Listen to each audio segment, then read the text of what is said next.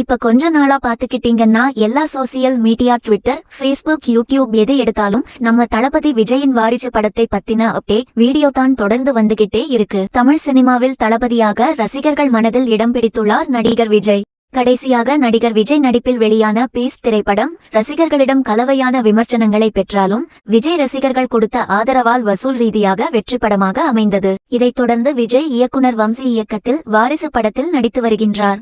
இப்படம் விஜயை முற்றிலும் மாறுபட்ட கோணத்தில் காட்டும் என படக்குழு தரப்பிலிருந்து தகவல் வந்துள்ளது.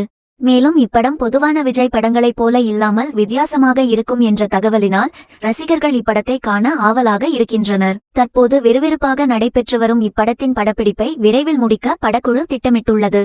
இந்நிலையில் வாரிசு படத்தை அடுத்து விஜய் இயக்குனர் லோகேஷ் கனகராஜ் இயக்கத்தில் தளபதி 67 படத்தில் நடிக்கவுள்ளார். மாஸ்டர் படத்திற்கு பிறகு இவர்கள் மீண்டும் இணைவதால் ரசிகர்கள் இப்படத்தின் மீது மிகுந்த எதிர்பார்ப்பில் இருக்கின்றனர். இருப்பினும் இப்படத்தை பற்றிய அதிகாரபூர்வ அறிவிப்பு வெளியாகவில்லை என்றாலும் அவ்வப்போது இணையத்தில் இப்படத்தை பற்றிய தகவல் வந்து கொண்டேதான் இருக்கின்றது. அந்த வரிசையில் தற்போது வந்த தகவல் என்னவென்றால் இப்படத்தில் விஜயுடன் இயக்குனர் கௌதம் மேனன் முக்கிய கதாபாத்திரத்தில் நடிப்பதாக தகவல் வந்துள்ளது. தற்போது இப்படத்தில் 6 எதிரிகள் மற்றும் 2 கதாநாயகிகள் நடிப்பதாக தகவல் வந்துள்ளது. இப்படத்தில் பிருத்விராஜ் மற்றும் சஞ்சய் தத் நடிப்பதாக கூறப்படுகிறது. முன்னதாக சமந்தா நாயகியாக நடிக்கவுள்ளதாக தெரிவிக்கப்பட்டது. இப்போது நடிகை த்ரிஷாவும் தளபதி 67 நடிகர்களுடன் இணைவார் என்று ஒரு புதிய தகவல் பரவி வருகிறது. த்ரிஷா ஏற்கனவே விஜயுடன் சில படங்களில் நடித்துள்ளார்.